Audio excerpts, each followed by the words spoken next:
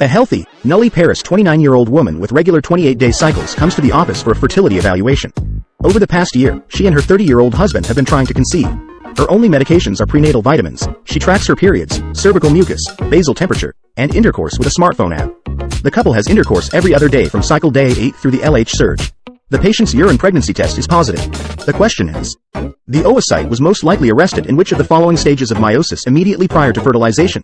Your options are A. Metaphase of meiosis 1, B. Metaphase of meiosis 2, C. Prophase of meiosis 1, D. Prophase of meiosis 2, E. Telophase of meiosis 1, F.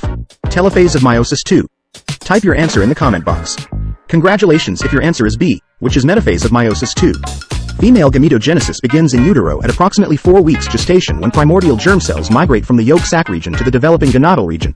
These germ cells then differentiate into oogonia and multiply by mitosis before beginning meiosis 1. Now called primary oocytes, these cells arrest in prophase of meiosis 1 and remain there until ovulation. The chromosome pairs are arranged in a tetrad during this phase, and their proximity allows for genetic recombination. The full complement of oocytes is developed by 5 months gestation and then degenerates during the woman's lifetime until depleted at menopause. At puberty, ovulatory cycles begin and the female is capable of reproduction. During each menstrual cycle, FSH stimulation followed by an LH surge causes some oocytes to resume meiosis 1. Telophase L is the last phase of meiosis 1 and yields secondary oocytes and polar bodies.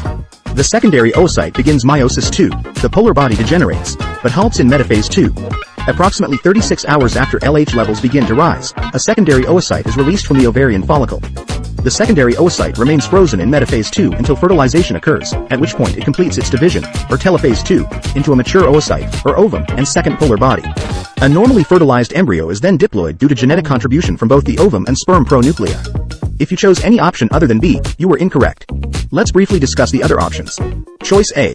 Metaphase of meiosis 1 differs from metaphase of meiosis 2 and mitosis, as the spindles are not preparing to split the centromeres. Instead, the tetrads are lined up along the metaphase plate, and during anaphase the homologs separate from each other with the centromeres intact. Choice D. Prophase of meiosis 2 is unique as it does not immediately follow a period of DNA synthesis. DNA was duplicated prior to prophase of meiosis 1. If you're finding this difficult to understand, consider watching this episode again.